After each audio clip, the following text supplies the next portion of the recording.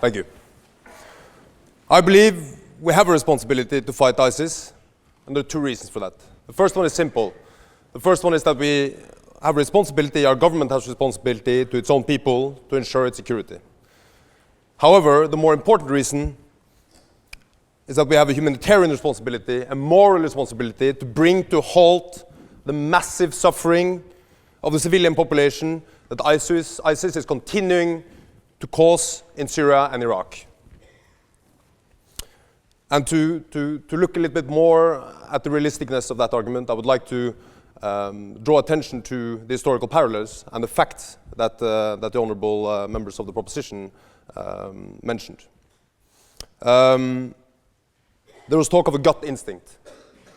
Let's think about the facts. Afghanistan is mentioned often as a proof that Western interventions are doomed to fail. We're saying that, look at this, we came in, we brought a lot of violence, we killed a lot of people, 10 years later, nothing has changed. I think Afghanistan is a good comparison to Syria for the following reasons. Afghanistan was in a civil war in 2001. It was a country in shambles. But the assumption that the Western intervention led to no good is false. The facts are not supporting this argument. In the 10 years before the NATO intervention in Afghanistan, between 1989 and 2001, 400,000 civilians were killed. 400,000, it's a massive number. In the entire period after the NATO intervention, this number was reduced to 26,000. 95% fewer civilians were killed in Afghanistan after the NATO forces entered the country. Most people are shocked when they hear this number, because they've never heard it before. It seems as if the Western media believes that there's no war in the world unless there are Western troops present. I challenge the proposition to think about Congo. Does anyone even here know that there was a war in Congo in the last decade? Between 1998 and 2008, more than 3 million people were killed in Congo. And the reason is that it was a long civil war, and civil wars don't tend to end by themselves. Wars end when one side is defeated, or negotiations lead when negotiations lead to an agreement. In the case of ISIS, negotiations will not lead to an agreement. I assume the proposition would love to travel and have a cup of tea and maybe a game of cricket with the leadership in ISIS and come to maybe some compromise that they will only do some beheadings and only kill some people because of their religion or sexual orientation. I don't think that's a realistic argument. But if we look at Kosovo, where an ethnic cleansing was effectively prevented by Western intervention. If we look at Rwanda, where the West did not intervene for the same arguments that the proposition is coming to today, for fear of entanglement, the West allowed 800,000 people to be killed in the space of 3 months for fear of entanglement.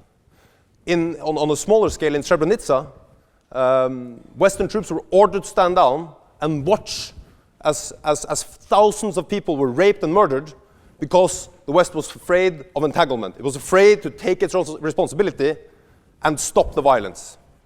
Ladies and gentlemen, we can stop the violence. We don't have to wait 5 more years to stop the killing in Syria and Iraq. We have the means, we know how to do it, we can do it effectively. And it is simply not true.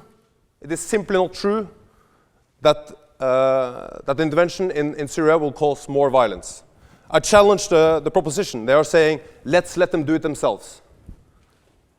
Are you arguing that the force with less sophisticated weaponry, with less trained troops, with poorer intelligence capabilities, will be more able to avoid civilian casualties? It's ludicrous.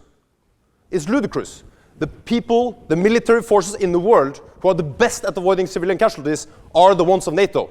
However, our media does not care when Congolese troops fighting under Congolese troops cause civilian casualties. They do not care when the Taliban cause civilian casualties, and do not care when different factions in Syria cause civilian casualties. And as such, I say, let's look away from the gut instinct. Let's look at the facts, let's look at what we actually are able to do. We can stop the violence in Syria, we can stop the violence in Iraq, we can stop ISIS, and therefore we must stop ISIS. If you are the only doctor in an airplane and someone has a heart attack, you have a responsibility more than anyone else in that airplane to go and help that person. It is not without risk. But because it is not without risk, it does not mean we should not do it. I have a friend here who is a cardiologist. I would be horrified if he was to say that there's only 80% chance that I will save this patient, therefore I'm not going to try. The pacifism that the proposition comes with is an ideological luxury that we can't afford. It's an ideological luxury that is paid for by innocent Syrians, by innocent Iraqis, that have lost their families, that have lost their children, that have lost their homes, and we must stop it. Therefore, I urge you to support the moral responsibility of the West and oppose this motion. Thank you.